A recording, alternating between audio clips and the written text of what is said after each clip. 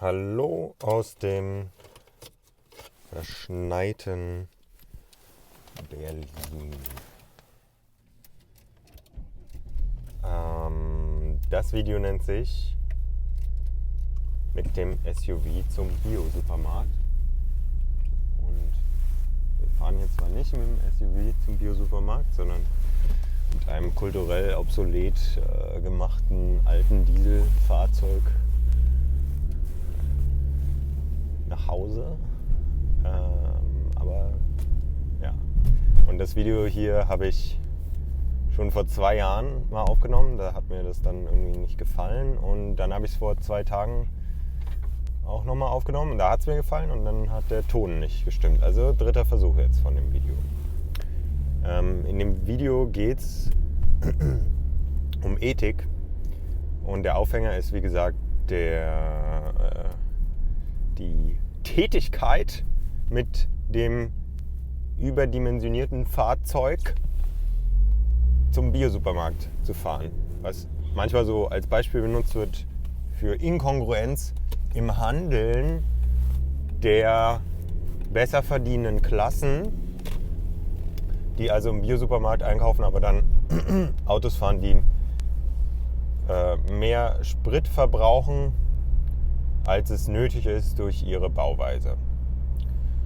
Und mein Thema jetzt ist, darüber zu reden, warum das nicht inkongruent ist, das zu tun, weil ich nämlich, wenn ich eine Ethik habe, was ich ja im Grunde annehme, wenn ich sage, das ist inkongruent, das stimmt nicht überein, dann muss ich schauen, was ist die Hierarchie in dieser Ethik. Und ich nehme mir jetzt heraus zu sagen, dass die meisten Ethiken eine gewisse Hierarchie haben. Und es kann zum Beispiel ganz oben in der Hierarchie stehen der Mensch oder die Natur oder der Fortbestand des Lebens überhaupt oder dass es dieser Generation gut geht oder der nächsten und so weiter und so fort. Das sind alles verschiedene Hierarchien, die Ethik dann auch verschieden aufbauen. Also die Handlungsmaxima verschieden staffeln. Also, wenn ich jetzt sage, es ist inkongruent, mit dem SUV zum Bio-Supermarkt zu fahren, dann nehme ich dadurch an, dass es sehr hoch steht in dieser Ethik, die Umwelt zu schützen. Und das kann jetzt verschiedene Gründe haben, darauf kommen wir gleich zu sprechen. Ich kann aber auch wirklich kongruent argumentieren, warum es sinnvoll ist, mit dem SUV zum Biosupermarkt zu fahren. Wenn ich nämlich eine egoistische Ethik habe, bei der es darum geht, ja, dass es mir gut geht. Weil es ja zum einen so ist, dass Bioprodukte besser sind für die Umwelt, aber zum anderen scheint die Evidenz dafür da zu sein, bei sehr vielen von den Biosachen, dass es auch besser ist für mich, dass es auch besser ist für den Körper und den Geist. Ja, und der SUV steht ja auch für eine gewisse Sicherheit bei den Leuten. Man sitzt ein bisschen höher und das Auto ist relativ breit. Also ich habe mehr Sicherheit, wenn ich SUV fahre, ist so die Annahme. Das geht halt auch ein bisschen auf Sicherheit von anderen Verkehrsteilnehmern, wenn ich nämlich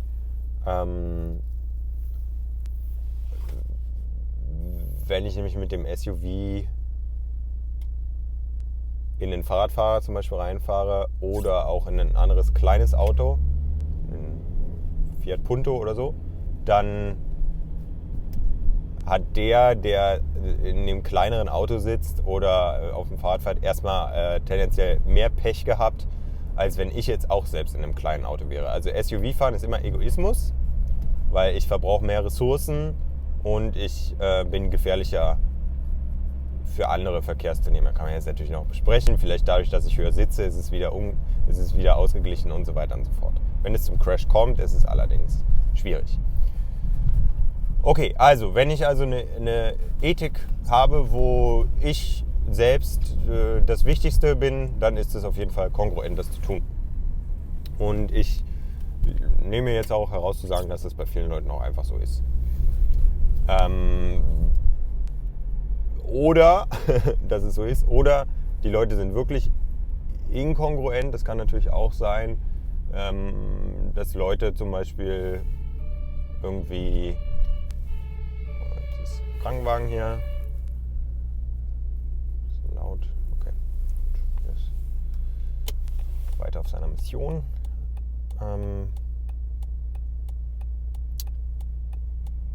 Dass zum Beispiel die besser verdienenden Klassen teilweise was für den Umweltschutz machen,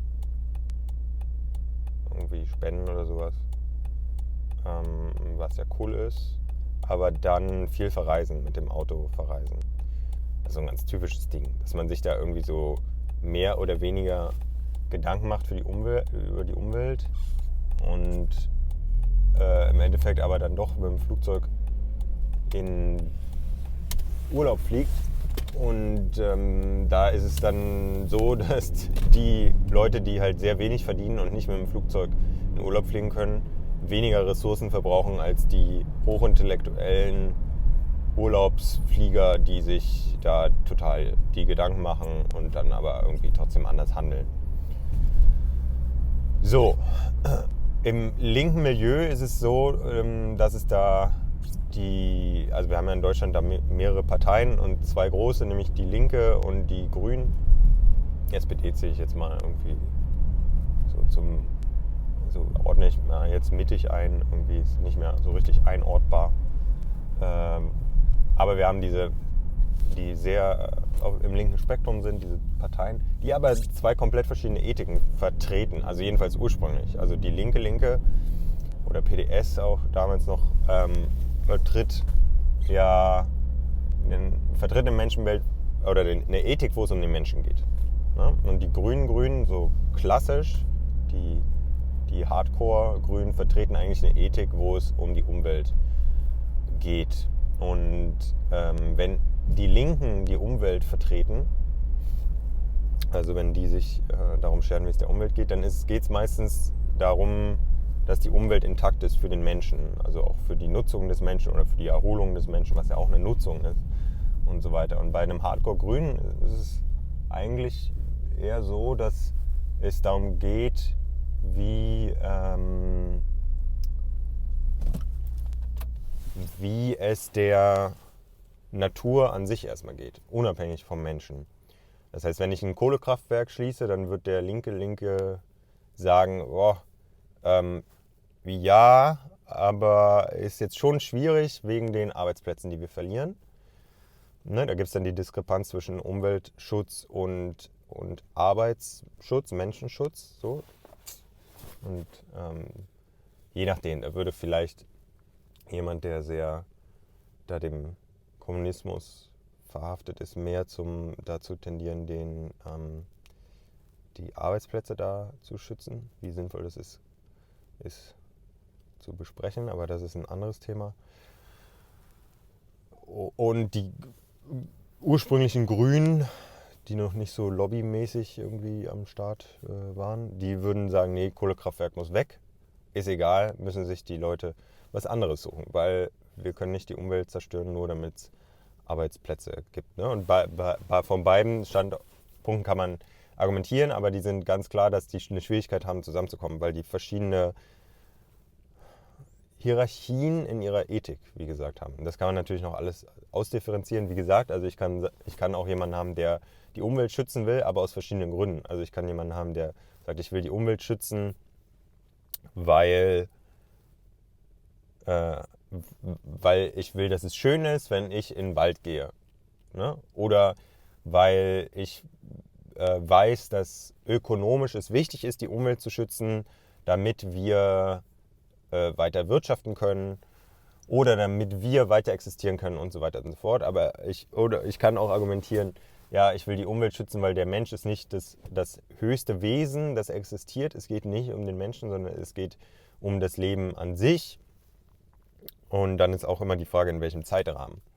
Jetzt um Millionen oder Milliarden oder bis die Sonne aufhört, so bis die Sonne so implodiert ähm, auf der Erde, oder denke ich jetzt nur an eine Generation oder nur an morgen und so weiter und so fort. Also denke ich jetzt an meine Kinder oder denke ich auch an die Kindeskinder und so weiter, wie es denen geht.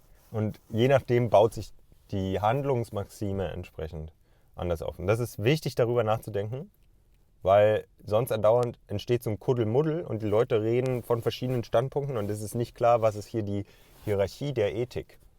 Und dann haben Leute Probleme auch miteinander zu kommunizieren. Und das muss man erstmal festsetzen. Beim Veganismus wird es zum Beispiel oft vermischt. Also da geht es bei vielen eigentlich um Tierschutz. Also das Tier wird in der Ethik hierarchisch hoch gewertet. Und dann wird aber ganz oft noch der Menschenaspekt, nämlich dass es die bessere Ernährung ist, dazu genommen. Und ich habe so die Vermutung, dass das erstmal gemacht wird, um besser argumentieren zu können, weil es unterschwellig der Gedanke zu sein scheint, dass die Menschen wichtiger sind als die Tiere. Also dass es ein besseres Argument ist, dass Veganismus gesund ist, als dass Veganismus wichtig ist für das Tierwohl. Und das haben manche Leute, die zum Beispiel Veganer waren und dann wieder angefangen, Fleisch zu essen, genau dieses Problem, dass sie Veganer geworden sind aus ethischen Gründen des Tierwohls und dann aber nach einer Zeit gemerkt haben, und das gibt es immer wieder, Leute, die einfach besser funktionieren mit tierischen Produkten und das gemerkt haben und dann entsteht eine gewisse Ambivalenz, also eine kognitive Verzerrung, die manche halt damit lösen, dass sie das nicht wahrhaben wollen, dass es bei ihnen so ist. Kommt bei manchen vor, ne? Ich benutze das nur als Beispiel. Ich kenne viele Leute, denen geht super als Veganer, aber ich kenne auch viele Leute, die haben es probiert und bei denen hat es nicht so gut funktioniert. So, und dann entsteht diese kognitive Verzerrung und dann, ja, gucke ich, was mache ich damit? Also entweder schiebe ich das weg und will das nicht wahrhaben, oder ich nehme das wahr und sehe, okay, das ist eigentlich nicht die optimale Ernährung für mich. Was mache ich jetzt? Ist das Tierwohl wichtiger als ich oder bin ich mir wichtiger als das Tierwohl? Und dann versuchen viele Leute so einen Mittelweg zu finden. Dann essen sie halt zum Beispiel einmal in der Woche Fleisch oder zweimal und so weiter, so dass sie sich gut fühlen. Tralalala. Aber da ist in dem Sinne, also auch wenn es unterbewusst ist, so ein Austarieren von der Hierarchie in der Ethik. Genau. Also in dem Sinne ist es nicht inkongruent, mit dem SUV zum Biosupermarkt zu fahren, wenn meine Ethik so aufgebaut ist. Ja, was jetzt nicht heißt, dass es irgendwie gesellschaftlich akzeptiert werden muss, aber es heißt, dass ich nicht einfach sagen kann, das ist unlogisch oder sowas. Man kann so als Gedankenexperiment eine Sache machen, sich ausdenken, es gibt 2 Kategorien an Nahrung. Nämlich Nahrung, die gut ist für die Umwelt, also die wird so angebaut, dass sie einfach gut ist für die Natur. Und es gibt Nahrung, die gut ist für den Menschen, also die besser ist als die Standardnahrung für mich. Ganz oft ist es beides zusammen, weil wir ja natürlich Teil sind von der Natur. Wir sind nicht separiert, auch wenn wir das manchmal linguistisch so machen, aber in der wirklichen Welt sind wir ja nicht separiert von der Umgebung. Wir sind die Umgebung. Und deswegen ist es so, wenn ich halt Nahrungsmittel anbaue, die tendenziell erstmal besser sind für die Umgebung, also die Biodiversität erhöhen und den Boden nicht auslaugen und so weiter und so fort, eigentlich auch in den allermeisten Fällen besser sind für den Menschen. Und es gibt da natürlich immer Ausnahmen, aber so tendenziell erstmal ja. Und jetzt, wenn ich mir aber vorstelle, es ist nicht so, es wären zwei verschiedene Sachen, also die einen Sachen sind gut für die Natur und die anderen Sachen gut für den Menschen. Was wähle ich dann? Welche Sachen würde ich kaufen? So. Und wenn ich jetzt das beantworte, dann weiß ich schon, was meine Hierarchie ist der Ethik. Und es kann aber natürlich auch sein, dass es da eine differenzierte Antwort gibt, ja, da in dem so und so und so und so ein Austarieren und so weiter und so fort. Ethik muss nicht fest sein. Es kann aber sein, dass viele Leute eine Tendenz haben. Ja, aber so eine Ambiguitätsfähigkeit zu haben, dass die Dinge eine Mehrdeutigkeit haben, also vieldeutig sind, nicht eindeutig, das ist eigentlich ein sehr hohes Gut, dass ich also auch situativ entscheiden kann, was aber vielleicht nicht so ganz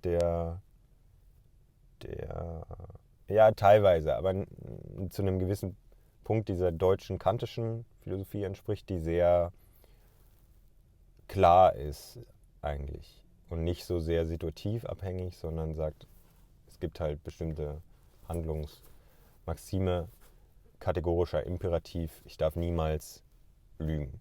Und da darf ich keine Ausnahmen machen. So ist dieses ganz klassische Kantianische. So, es ist ein kompliziertes Thema. Also vielleicht bin ich jemand, der so ganz klar, bei mir ist es immer so, oder ich bin jemand, der situationsabhängig guckt, tariert, wie können wir hier das machen. Also gut.